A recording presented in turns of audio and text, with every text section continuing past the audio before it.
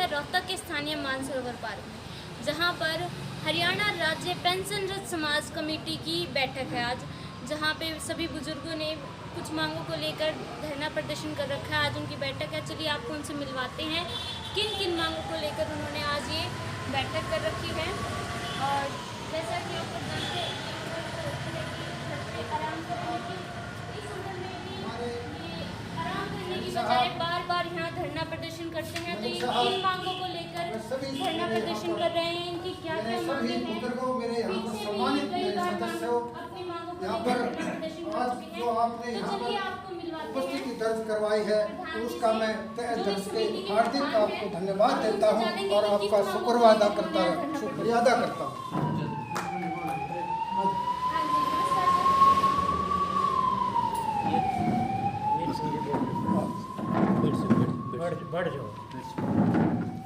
Sir, किस चीज़ को लेके आपने ये प्रदर्शन कर रखा है, किस चीज़ को लेके आप धरना दे रहे हैं? देखिए, हरियाणा स्टेट पेंशन समाज की जिला रोहतक की ये मासिक बैठक है और इस बैठक में जो सरकार ने वायदे किए थे, मांगे हैं हमारी, और उन मांगों में जैसे नंबर 1 मांग है हमारी कि 65, 70, 75 वर्ष की जब एज हो जाती है तो हमारी पेंशन बढ़नी चाहिए। 10, 15, 20 और इस तरह से 100 साल की एज हो जाती है तो डबल पेंशन करती है सरकार, 80 पर 20% बढ़ाती है। तो हमारी ये मांग है, सरकार का वायदा भी है कि 65, 70, 75 से बढ़ानी शुरू करेंगे 65 की एज पर। अभी वायदा पूरा नहीं किया सरकार ने, चुनाव घोषणा पत्र था, संकल्प पत्र था, पूरा नहीं किया। इसी तरह से हमारा इसमें मांग है हमारी कि ये तो मेडिकल कैशलेस की कई बार घोषणा कर ली, आज तक वो लागू नहीं हुआ। हमें चाहते हैं ये कैशलेस इलाज हो, हॉस्पिटलों में फ्री इलाज हो, कैशलेस, सरकार पैसे दे मेडिकल को। हमें रीइंबर्समेंट का सिस्टम है तो उसमें रीइंबर्समेंट में बहुत समस्याएं होती हैं। पहले हॉस्पिटल को पैसे देना, फिर रीइंबर्स कराना काफ़ी मुश्किल काम है। और हमारी जो आउटडोर पेशेंट हैं उनके लिए 1000 रुपये फिक्स मेडिकल है। केंद्र सरकार ने 1000 को रिवाइज कर दिया, 3000 कर दिए। हमारी ये मांग है कि इसको 1000 की बजाय 3000 रिवाइज किया जाए मेडिकल भत्ता, फ्लैट मेडिकल अलाउंस। जैसा कि प्रधान जी ने बताया इनकी मांगों को लेकर कि 60, 65 और 70 वर्ष की आयु के बाद इनकी जो पेंशन है उसमें 10, 15, 20% की वृद्धि होनी चाहिए। चलिए हम चेयरमैन हैं मेहर सिंह जी, उनसे भी जानते हैं इसके बारे में कुछ और। हाँ जी, नमस्कार सर। नमस्कार जी। सर, आपने पीछे भी इस चीज़ को लेकर मानसरोवर पार्क में धरना किया था, तो आप उस बारे में क्या कहना चाहेंगे? सरकार ने उस पर कितना अमल किया है? सरकार तो देखो, ये तो हमारी मंथली मीटिंग होती है। धरने भी हमने रोहतक में नहीं, धरने तो हमने पलवल से शुरू करके पलवल, फरीदाबाद, अपने झज्जर में किया, गुड़गांव में किया, रोहतक में किया, झज्जर में किया, हिसार में किया और भिवानी में किया। उसके बाद हमारा धरना था यहाँ पे अपने पानीपत में, बहुत ज़बरदस्त धरना था। और अगला धरना हमारा 24 जुलाई को 24 जून को कैथल में है।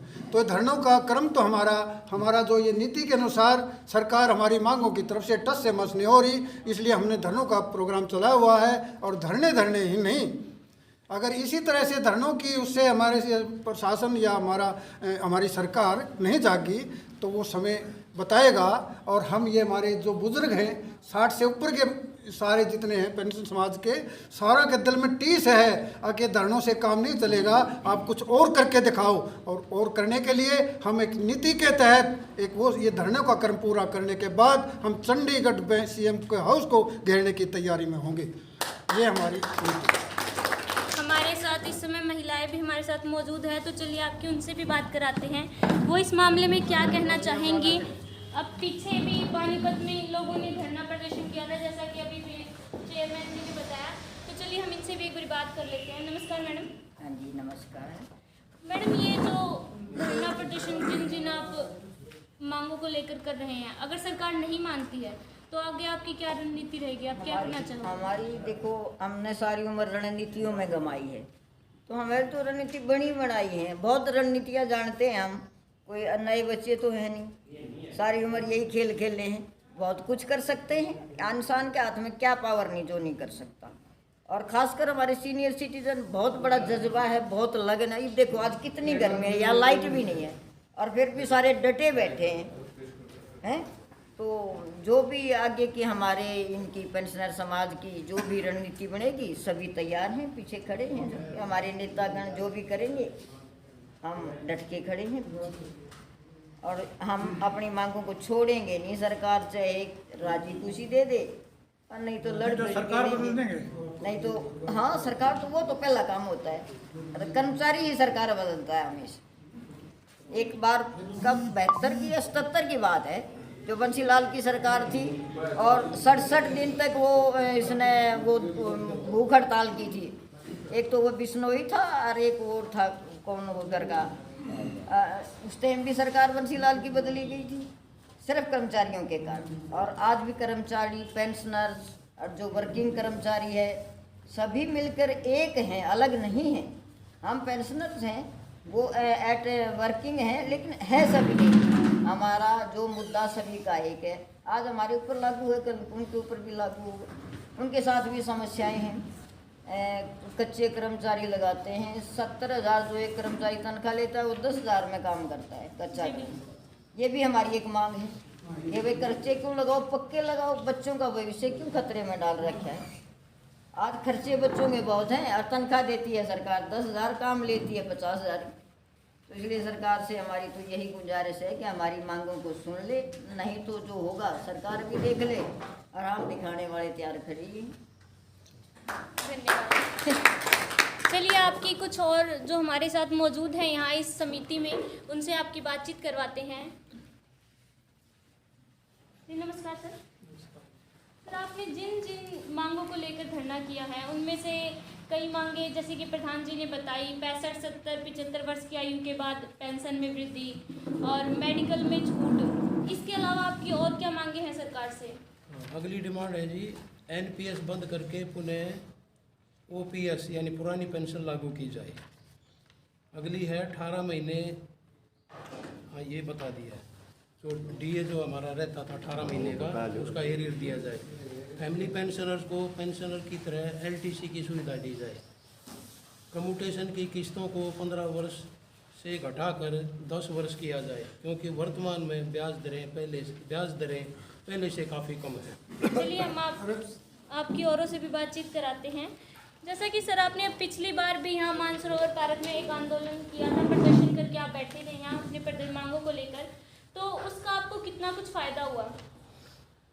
हम आंदोलन तो करते ही रहते हैं और हर ज़िले में अपना धरना देते हैं, प्रदर्शन करते हैं और मुख्यमंत्री महोदय के नाम डीसी साहब को ज्ञापन देते हैं। अब तक सरकार की तरफ से हमें कोई भी का फ़ायदा नहीं हुआ है और हम कोशिश कर रहे हैं कि सरकार हमारी उचित मांगों को शांतिपूर्वक तरीके से मान ले, वरना हमें आंदोलन के लिए मजबूर होना पड़ेगा।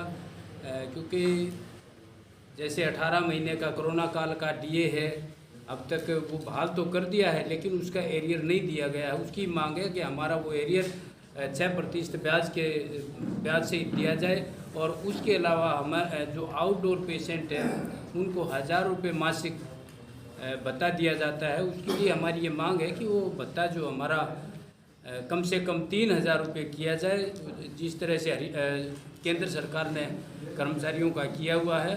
उसके अलावा हमारी ये मांगे हैं कि कैशलेस स्कीम लागू की जाए। केंद्र सरकार ने कर दी है लेकिन 4-5 साल से हरियाणा गवर्नमेंट कैशलेस स्कीम क्या ढिंढोरा तो पीट रही है, कह रही है हम लागू कर रहे हैं, कह रही है हमने लागू कर दी, लेकिन अब तक उसको सरकार द्वारा लागू नहीं किया गया है, केवल जुमलेबाजी में लागू है। तो हम सरकार से ये मांग करते हैं कि ईमानदारी से कर्मचारियों की, रिटायर्ड कर्मचारियों की मांगों के ऊपर ईमानदारी से सहानुभूतिपूर्ण विचार किया जाए। हमारी यही मांग है। चलिए हम आपको औरों से भी मिलवाते हैं, उनसे भी जानेंगे। सर क्या कुछ कहना चाहेंगे आप अपने प्रदर्शन को लेके, सरकार से आप क्या कहना चाहेंगे? सर जी हमारी 11 सूत्री मांग है, हम बार बार मेमोरेंडम सरकार को दे दिए। हमारा प्रोग्राम पूरे स्टेट में चला हुआ है, बहुत सारे जिले हमारे हो चुके हैं और 24 जून को हमारा धरना कैथल में होगा। और उसका मेमोरेंडम देंगे MDC इसको DC को सीएम के नाम, क्योंकि सरकार मान नहीं रही। अब DA बंद कर दिया 18 महीने का। हमारी बार बार डिमांड है कि भाई पेंशनर को 6% के साथ आप इसको भी इस पैसे को रिलीज करो। सरकार कहती है हमारे पास पैसा ही नहीं है, और अपना जो पैसा है वो धौनी मत से बढ़ाते हैं। विधानसभा में कभी भी देखो सरकार कहेगी हमारे पास पैसा नहीं, कर्मचारियों को जो भी देगी उसी का हिसाब आ जाएगा कि सरकार के ऊपर 100 करोड़ का वजन पड़ेगा, 200 करोड़ का वजन पड़ेगा। होना कुछ नहीं, जब कर्मचारी को देने की बात आती है, जब तो वजन जब उनके ऊपर होता है, जब कुछ नहीं जब वो धौनी मत से कर लेते हैं। तो हमारी जो डिमांड है जी, हम बार बार दे रहे हैं, और आने वाले समय में सरकार के ऊपर अगर हमारी मांग पूरी नहीं करी पेंशन समाज की, तो इसका असर बहुत बुरा प्रभाव पड़ेगा सरकार के ऊपर, क्योंकि आगे आने वाला जो इलेक्शन है वो इलेक्शन ही बताएगा इसके बाद। सरकार ने उनकी पेंशन का 50% लाभ दिया था, लेकिन हमारी हरियाणा सरकार आज तक नहीं जागी। आज तक जो है वही 10 महीने की पेंशन का जो है एवरेज निकालती है, जो बहुत ही गलत बात है। जो केंद्र सरकार दे रही है तो ये क्यों नहीं दे रही, ये अलग काम का मसला है। हरियाणा सरकार ने इससे अनुरोध है कि तुरंत प्रभाव से या तो हमें ये दे दिया जाए, वरना अगली रणनीति हम जानते हैं। हम बुजुर्ग हैं, लगभग 75 साल से बड़े आयु के यहाँ काफ़ी बैठे हैं, और वो सारे सड़क और सरकार की बड़ी भाई स्थिति। दूसरा, कर्मचारियों को पेंशन को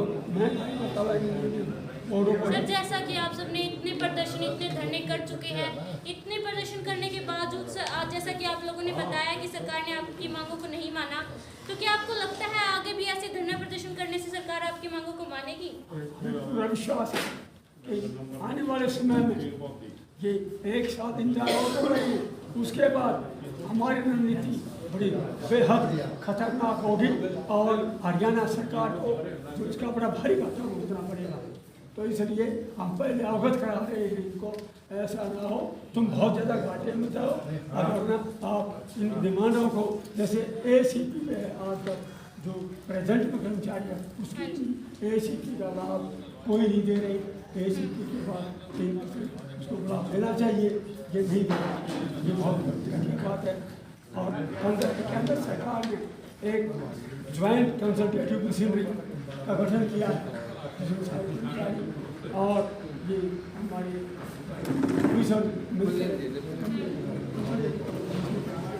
लेकिन हरियाणा में नहीं बना, जब केंद्र में बना तो काम कर रहे हैं, तो इसका गठन सरकार ने करना चाहिए। सब विमानों को मैं विशेष रूप से कह रहा हूँ, एक साल नहीं तो बड़ा भारी। धन्यवाद सर। जैसा कि हमने आप लोगों को मिलवाया, समिति के जो पेंशन समिति के प्रधान थे, चेयरमैन थे, और बाकी भी सदस्य थे, महिला, इन सभी से हमने आपको मिलवाया। हमने जाना कि किस प्रकार ये अपनी मांगों को लेकर सरकार से प्रदर्शन कर रहे हैं। इनकी कई मांगे हैं जिन्होंने कई बार प्रदर्शन कर लिया है, लेकिन फिर भी उन मांगों को नहीं माना जा रहा है। उसको लेकर आगे भी ये ऐसे ही धरने प्रदर्शन करते रहेंगे। जैसा कि आप लोग देख पा रहे हैं, कितने बुजुर्ग आदमी हैं, कितनी ज़्यादा उम्र के हैं। इस उम्र में तो इन्हें घर बैठ के आराम करना चाहिए, लेकिन अपनी मांगों को मनवाने के लिए ये किस प्रकार इतनी धूप में, इतनी तापमान में पार्क में आके बैठ के कमेटी में बैठक की जा रही है, सिर्फ और सिर्फ अपनी मांगों को मनवाने के लिए। नमस्कार, मैं रिया त्रिपाठी, सहारा हरियाणा।